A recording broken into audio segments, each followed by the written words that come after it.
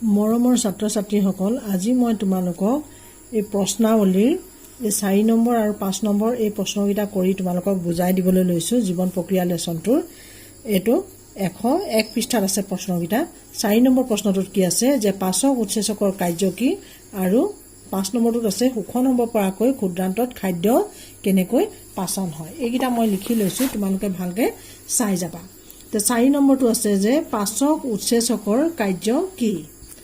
ইয়াৰ উত্তৰটো হ'ব আনসাৰ যে পাচক উৎসেচকৰ কাৰ্যসমূহ হ'ল, ইয়াৰ 1 নম্বৰটো হৈছে কি মুখগহ্বৰ। মুখগহ্বৰৰ পাচনটো তাত কি ওলায়, যে মুখগহ্বৰত কি ওলায় যে লালতি এমাইলেজ। মুখগহ্বৰত কি আছে, লালতি এমাইলেজৰ কাৰ্য হ'ল ই জটিল শ্বেতসাৰক ভাঙি সৰল শ্ৰেণীৰ অণুলৈ ৰূপান্তৰ কৰে।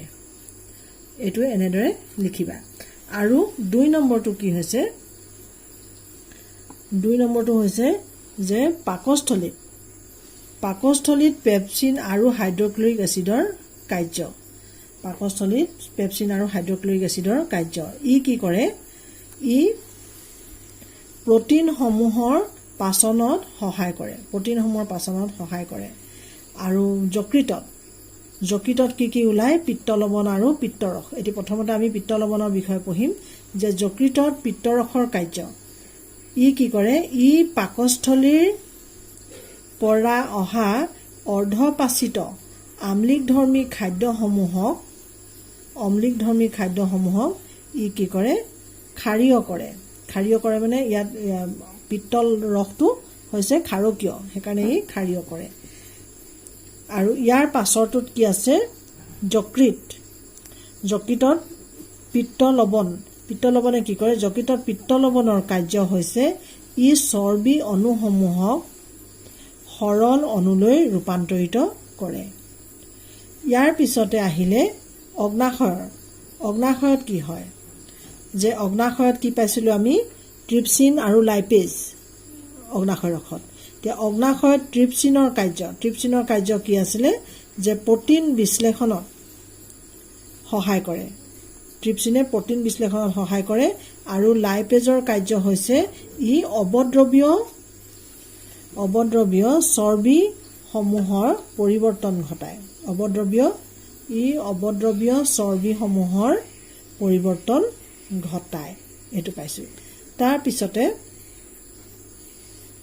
ইয়াৰ পিছত কি পাইছোঁ, যে ক্ষুদ্ৰান্তত কি পাইছোঁ, যে ক্ষুদ্ৰান্ত ৰসৰ কাৰ্য। ইয়াত কি হয়, যে প্ৰটিনসমূহক কি কৰা হৈছে, এমিনো এচিডলৈ আৰু কাৰ্বহাইড্ৰেটক গ্লুক'জলৈ, আৰু চৰ্বিসমূহক কি কৰা হৈছে, ফেটি এচিড আৰু গ্লিচাৰললৈ ৰূপান্তৰ ঘটায়। এইকেইটা কথা মনত ৰাখিবা। কি কৰে ক্ষুদ্ৰান্তত, এই যে প্ৰটিনসমূহক কি কৰে, প্ৰটিনসমূহক এমিনো এচিড আৰু কাৰ্বহাইড্ৰেটক গ্লুক'জলৈ ৰূপান্তৰ কৰে। আৰু চৰ্বিসমূহক কি কৰা হয়, ইহঁতক ফেটি এচিড আৰু গ্লিচাৰললৈ ৰূপান্তৰ ঘটায়। 5 নম্বৰ প্ৰশ্নটো চোৱা, যে শোষণ হ'ব পৰাকৈ ক্ষুদ্ৰান্তত খাদ্য কেনেকৈ পাচন হয়। ইয়াৰ উত্তৰটো এনেদৰে লিখিবা, যে ক্ষুদ্ৰান্তৰ পাচন কি হয়, যে 1 নম্বৰত কি হয়, যে প্ৰথমতে ইয়াৰ ভিতৰৰ বেৰত থকা ভিলাই নামৰ সৰু সৰু আঙুলি সদৃশ প্ৰবন্ধবোৰে পাচিত খাদ্যসমূহৰ সৰ্বাধিক পৰিমাণৰ শোষণৰ বাবে পৃষ্ঠকালি বৃদ্ধি কৰে। এইটো পাইছোঁ। তাৰপিছতে ইয়াৰ পিছৰটো পাইছোঁ কি কাম কৰে, যে এই ভিলাইসমূহৰ ৰক্তবাহী নলিকাৰে আবেষ্টিত থাকে। যিবোৰ দেহৰ বিভিন্ন কোষসমূহলৈ শোষিত আহাৰ পৰিবহন কৰে। ইহঁতে লৈ যায় আহাৰ।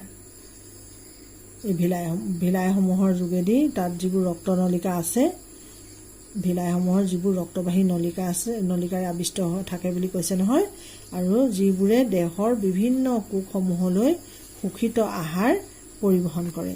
এই কুৱেশ্যনৰ উত্তৰবোৰ তোমালোকে ভালদৰে পঢ়ি লিখি পেলাবা, আৰু ইয়াৰ প্ৰশ্নৰ উত্তৰবোৰ মই দি যাম, তোমালোকে চাই যাবা।